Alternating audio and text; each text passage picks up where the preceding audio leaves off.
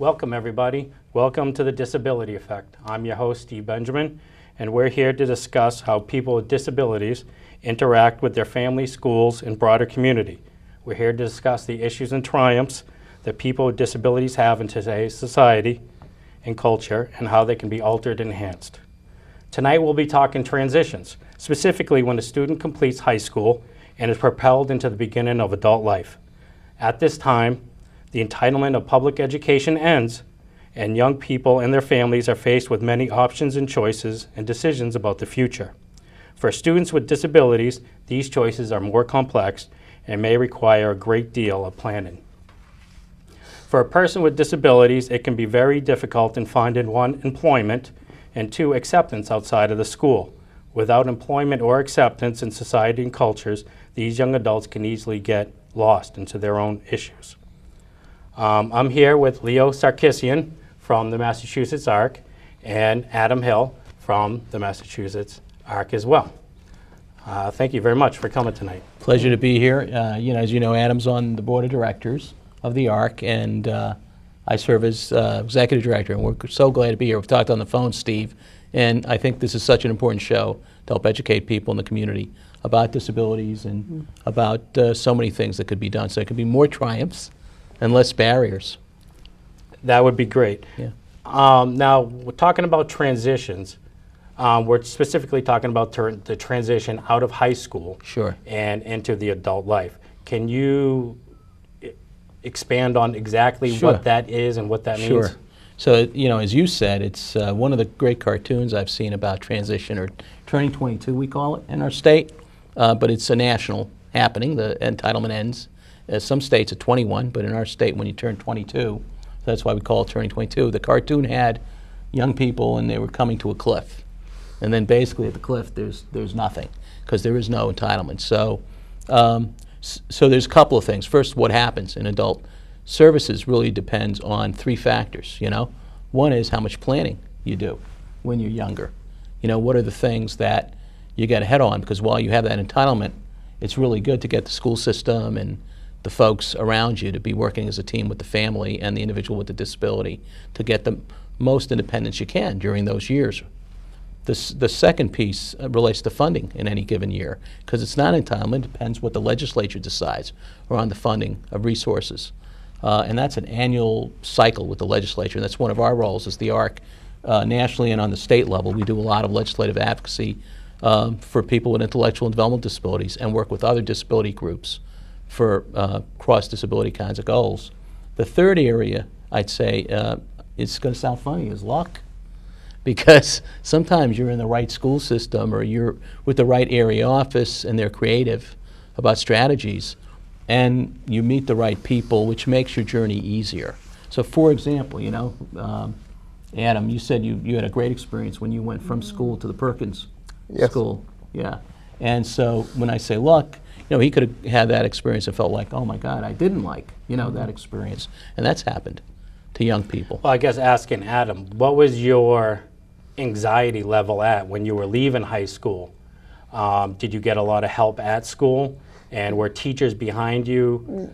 Yeah, I mean, obviously at Perkins, they have a lot of, it's very, the teachers are very dedicated, so I knew that, whatever they could do, they would do their best to help me and do what I need to do. So I know that teachers are very dedicated to what they need to do. How long were you at the Perkins School? 2 years. And how did the Perkins School, and what did you do after, I should say?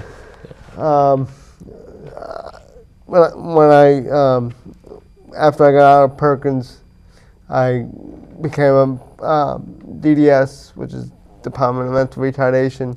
Well, it was. Now it's Department of Developmental Services, right? Because we got rid of the R word. Go ahead, sorry. DDS placed me in the ARC Employment Services in Plymouth, because Plymouth is fortunate to have employment services in their ARC, and that's where DDS put me. So now you worked for a while, we were talking about, through a special grant at the United Way? Yep. Answering phones? Well, it was through, the ARC got the grant, but the ARC was able to fund me with a job coach at the United Way. So the ARC got the grant, it was just the ARC was able to support me. So one of the big issues in transition is underemployment. So someone like Adam, who's got a great personality, loves people, and people respond to him, you know, I think it probably could come over on the TV as well. He's the kind of guy who's underemployed.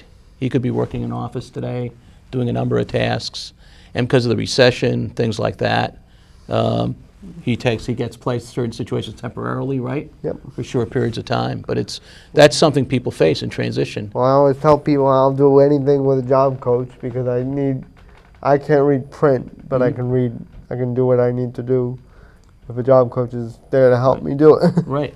Well, and then there's some jobs eventually where you might not need to worry about reading print, you know? And so that's the key, is what fits his skills, his desires, and they're, you know, matching that with the right job and the right environment. I think what happens, one of the big things during the school years, parents don't realize, at age 14, it's really important to even start thinking then, because you could end up in a school, the wrong school program. Let's say somebody really should be in a voc tech program because they have a desire to do something in that area. If they don't know that at age 14, if they don't plan at age 14, they could end up in the wrong high school, right? So starting at 16, which some people think, okay, 17, 18, let me think about it then. No, that's too late. You have to think about it. So that's one example of what you can do during transition. And we'll talk in a few minutes about, you know, what happens on the other side. Another example, though, is I talked to a parent from the Cape who's really encouraged the daughter to do the laundry, okay, once a week, to do things like that, some house cleaning, some cooking. It was harder for that parent because she had to spend the time, but it was well worth it. Wrap it up. Isn't it the responsibility of the school to really help out and guide and help these kids? Yeah, we should talk about that because some schools do it well and some do not. So what I would like to do is get back to you in a minute, and we will continue this right after this break. Thank you.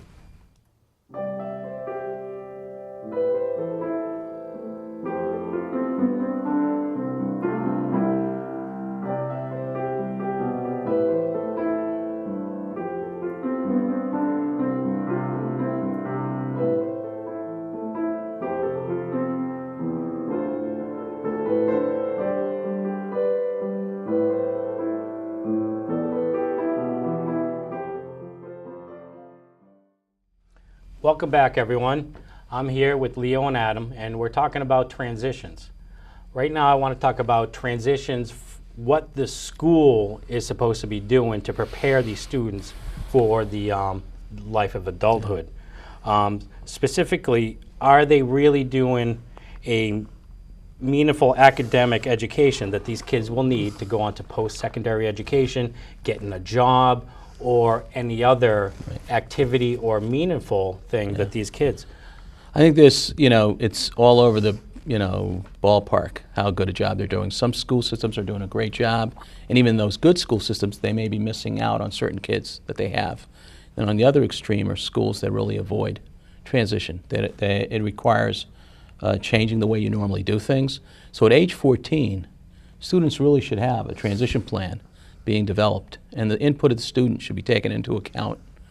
And so what's the right fit? And there's sort of two tracks that get ignored, okay? One track I feel like gets ignored a lot is community safety skills, survival skills for students, transportation skills, which then makes people more dependent as they get older. They're not able to take advantage of public transportation.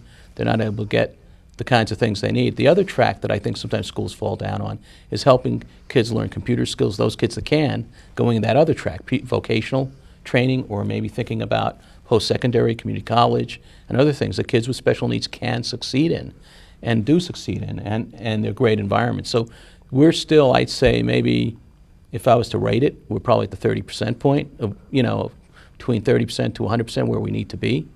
And as you know, there's no state in the union that actually meets the criteria for special education when the federal government has done its reviews. And the public should understand that, you know, no parent, I'll put it another way, positive way, every parent wants to see all their children succeed. And that sometimes there's been backlash about special education, but they probably don't appreciate how little is done in preparing kids in many of the school systems. And if school systems made it a commitment and partnered with parents, I think a lot more success would be achieved. So anyway, those are some of the kinds of barriers. People focusing still on reading, writing, arithmetic. And sometimes parents don't know what to ask for. Sometimes the students don't know what to ask for. Do you think that with technology as it changes, where we're really opening the doors where students with special needs can really prosper a lot more? Yeah. You got programs like Dragon Dictation Yeah. for kids who can't really see, but they can speak into it. Right. So maybe they can't type, but they can read. Are the schools really taking advantage of these new technologies, really, that most of them are at a low cost, Right. and trying to implement them and teach these young adults the life skills they need to get a job? What I've seen with young children nowadays, and again, this is where I see improvements. They're using iPads and equipment like that, which is awesome. So I see some school systems tackling that, and it's a real plus for communication purposes, especially with kids with autism, kids that can't read. It's a real tool. I was thinking, we were just talking about your job in terms of the issue with print, reading print. Yeah. But if there was a tool that allowed to, basically says, what you're looking for, and you can then respond to that, in terms of identifying things, that's a plus. Yeah. So there's things that we have in employment, I think, we're way behind. We should be having better strategies around using technical technology, assistive technology. And also for living at home. It costs a lot to have residential staff and overnight staff. So technology is another area where we could probably have some wonders. Or for example, there's technology now to open doors, things like that, so that you wouldn't have to deal with opening a door. Yep. You'd be able to press a button, the door opens, Adam, and you'd go through with your wheelchair.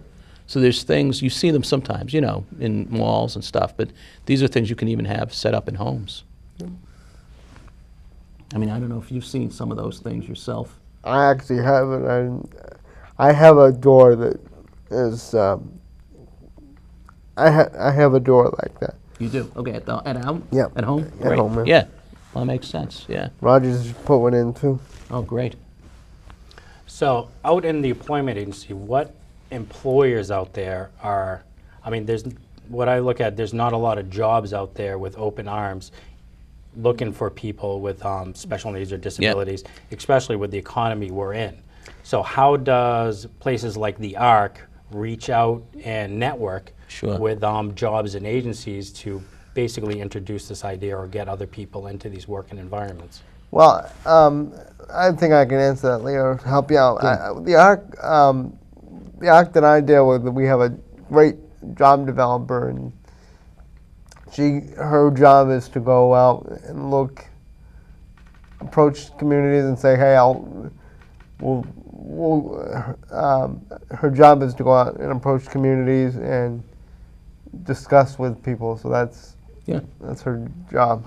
So she'll visit companies, try to find the right, then match folks at the ARC with the job itself. Well, in fact, there's three chapters, and add this in a minute. There's the ARC of Bristol County, the ARC of Greater Plymouth, and the Brockton Area ARC are all in your sort of catchment area. Steve, go ahead. You were going to say something else. Her philosophy is apply for any job you want, but I'll just approach companies and say, okay, how can we make this work? Because that's what she told me to do, is try to get jobs with job coaches, because we have job coaches that are responsible to help us fill out applications. So we fill out the applications, and then we try to develop something. So the biggest selling point is, Adam's kind of employee. He's going to want to be at work every day. He's going to be a long-term employee. So once you've trained Adam, you've got him. And whereas other people may come and stay, and you've got to retrain, they leave after a year or half a year. Adam's going to stay longer. He might stay for 10 years. He might not. He might want to move eventually too. But he's going to be a longer-term employee who's really dedicated.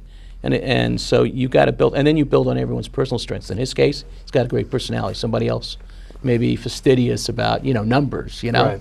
There's all different characteristics. It's been a tough economy, but there's jobs out there. It's what really an organization has to do is first, like he said, be a salesperson, find the different options. The second thing they have to do is match individuals with the business. The third then is figuring out the environment. Like you said, she makes it work. So what do we have to do, right? To change things in this location and make it work right for Adam or one of Adam's colleagues. And then the final thing is educating the staff there that work so they'll understand, about disabilities. Because sometimes people are just ignorant about, things, and they may assume things that aren't correct. And you want to make sure, Perceptions and assumptions exactly. are huge. So at break time and different times, you want to make sure people, welcome everyone equally. So there's different elements, and then finally there's the monitoring thing, dropping in, visiting. So it all takes resources to do. It does take funding, and most of it's from the public sector, but we also need fundraising.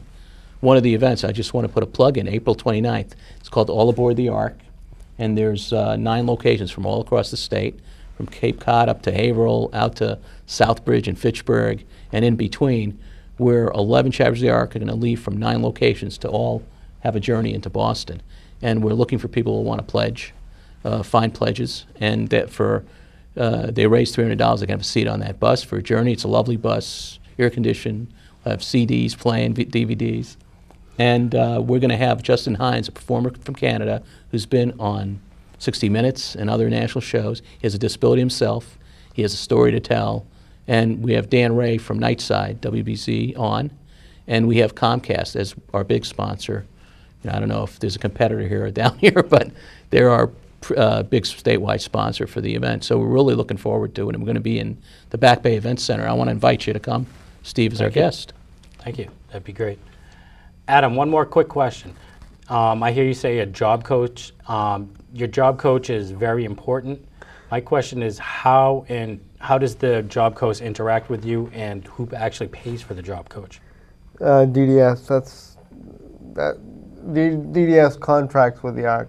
I don't know if Leo explained that some DDS has different ARCs that have employment as one of their programs, because that's what DDS does.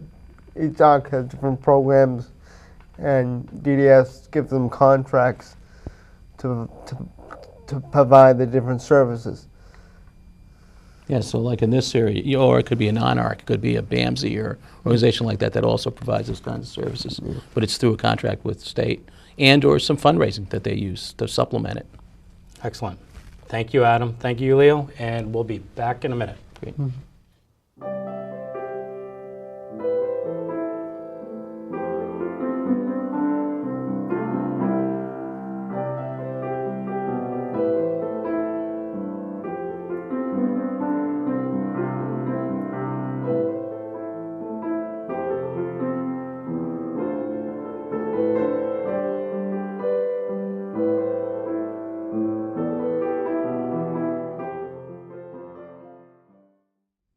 Thank you for joining us as we continue to talk about transitions. Transitions are a time filled with physical, emotional, and social upheavals. As a child leaves secondary school, a parent experiences a sense of protective control over the child's life. And protective guidance involves educational, medical, financial, and social input as the child grows. There's always a certain amount of apprehension associated with the child's entrance into the adult world, as the greater responsibility for adjustment now falls on the child's and the parent's role diminishes. And dependent on the mental competence, the ability to make reasoned decisions of the child with disabilities, some parents may have to continue to make vital decisions affecting all aspects of the young adult's lives. Transitions can be very exhausting, overwhelming, and even disheartening. Earlier last week in Sunnyvale, California, a mother of an autistic youth committed murder-suicide. The Sunnyvale woman told neighbors that she was so tired and she could no longer handle caring for her 22-year-old son. So she shot him in the bedroom and then turned the gun on herself. She said she was tired and having a difficult time getting him into a program. She couldn't find one that would take him, and she experienced a nervous breakdown earlier that week. The son, the couple's only child, was a low-functioning and high maintenance, unable to speak, and easily agitated but fully mobile. And it's a very big strain to raise a child with special needs. And a lot of the support falls on the family and the mother. Taking care of disabled children is hard enough, but caring for them when they grow up can really test a parent's resolve like nothing else. Also, there was some speculation that California has also cut about $200 million from the state's Department of Developmental Services, which also runs the autism program. So parents and experts are worried that the problem will only grow and worsen as hundreds of thousands of disabled children nationwide become adults over the next decades. And people are being denied services all over the country, leaving disabled adults solely in the care of their parents, while many parents don't have long-term plans for their disabled children beyond trying to outlive them. Only a few families have enough help and money to afford these adult services, and then you just become a prisoner of your life, taking care of the young adult. There are cuts, and more cuts across the state and across the country, and Massachusetts has seen our fare as much. Not that I want to center on the Sunnyvale incident, other than to say that these issues are incredibly huge. Yes. The social and emotional effects of this are beyond that anyone can really imagine unless you actually live it. Right. And the cuts of the medical and social services need to stop focusing solely on the disabled population. It's what it sees. So, Leo?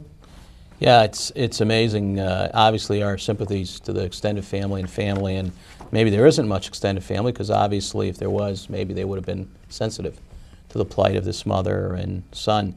This is an outlier situation. You don't hear about this a lot, but it does. I think you're right that it provides a window on the stress that's involved. Because imagine the average person thinks about, your son or daughter living with you, and this past generation has done it. Most people live with their families that have disabilities. That's number one. Okay, that the biggest support or caregiver is the family. All right, and so this past generation, in DDS, for example, in Massachusetts, there's actually less than 13,000 people in traditional residential services, but there's 33,000 to 50,000 that have some need of home support. So that's just for people with intellectual and developmental disabilities. We're not talking about brain injury. We're not talking about, other people with maybe cerebral palsy that need support who don't have an intellectual disability. It is really tough. I mean, basically, families, this world is so fast-paced. Two parents have to work. It's not the way it was 25 years ago. People move from their, birthplace, right, to a different city. So many times there's not even a brother or sister around to give a hand. And I think this is why advocacy is so important. Parents, don't just try to solve your own predicament. Join with others to work together. Because one of the things we were able to do in this state was the Turning 22 program started before other states. Now, it's still not entitlement. But, at least this past year, the governor recommended $17 million for the Turning 22 program for kids who graduated this year for next year. That's not where we like it, but it's a lot better than many other states. In fact, Governor Dukakis, after he was governor in New York State, invited him because the Turning 22 program started while he was governor here. And that was one of his legacies that he left behind. I think what's great in Massachusetts, and parents should know in Massachusetts as well as citizens, is there's Medicaid, or what we call mass health programs, that can at least take some of the pressure off. So the personal care attendant program is one example. But even that program's been slashed throughout the years, and every year it seems to be getting what they do, and you've got to be assertive, and that's why, when we see a trend, we get assertive, but you can't let them, the way they cut back that is when the time comes for a renewal, for a new year, maybe someone had 52 hours a week of that, and then it's cut back to 38 hours a week. Well, someone's got to help, someone get out of bed in the morning, all that stuff. I don't know if you have a PCA program, Adam, in terms of the house. You do. Yeah, so that's reality, is that makes a huge difference. But you're right, you have to be vigilant. If it's a tough economic times, they cut back on availability. They do it person by person. So you don't see it, in a big way, but what they're trying to do is cut back on the state budget deficit. So I think the answer to that is we've got to be more unified. We've got to make a case, because clearly Massachusetts spends a bit of money. There's no question, over $1 billion in the Department of Developmental Services. We clearly could be more cost effective with new money, but you can't use the same dollar twice. You do have to invest. And we're asking this year for probably about $70 million in new funds. We're not cheap about it, but it's because of the reality of the need, you know? And Family Support Services is a great example that's on the chopping block, $5.5 million this year. Well, it was cut $10 million in 2010. We'd like to see all of it come back, $15.5 million. And we had a meeting today with the chairman of Senate Ways and Means, Steve Brewer, saying this is really important. You can't, on the one hand, not grow residential services and yet not grow this and address the cuts. So I think people have to learn it's an advocacy piece. By the way, on transition, we have some things, free webinars coming up. And if people go to arcmass.org, www.arcmass.org, they can sign up for free for tomorrow's legal issues, but the next several weeks there'll be different topics coming on, including Think College is the 4th session later in the month, April 24th.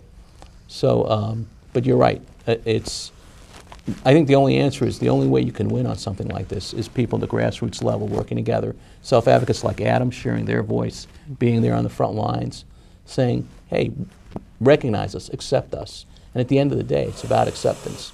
And if we're accepted, I think the money follows, the services follow. Excellent.